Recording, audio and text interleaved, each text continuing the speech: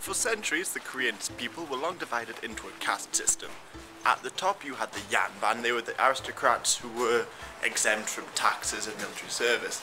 Below them, then you had the likes of the Baekjeong, who were untouchables, and the Nobi, who were slaves. And it's on these bottom two that I'm going to focus today. Well, there were other people who fit into this hierarchy, but I'm focused on the bottom two.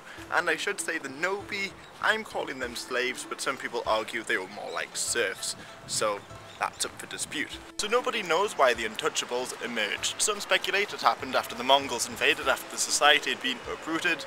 Many people sort of became semi-nomadic and took on jobs nobody really wanted, like a butcher. They were perceived to be unclean.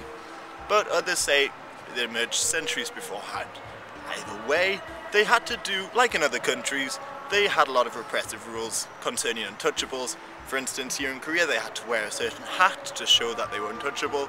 They could only wear straw shoes, so not leather, and of course they had to pay respects. The Nobi, or slaves, worked very similar to everywhere else. They were seen as a bit of a status symbol, sort of on par with land here in Korea, and they could be given as gifts.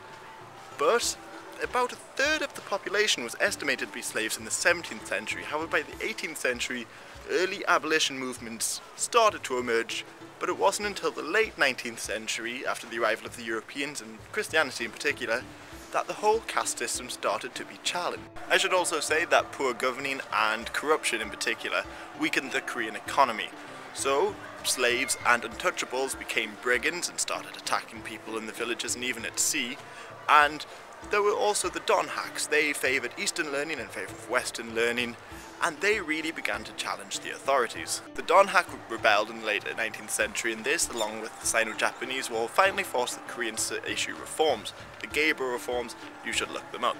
And along with a lot of other things these reforms did, they finally banned the caste system. But it did very little to wipe it out straight away. For instance, there were still untouchable social rights groups operating until the 1920s and 30s. And reports of slavery in the peninsula have been pretty continuous ever since. For instance, the Japanese enslaved a lot of people.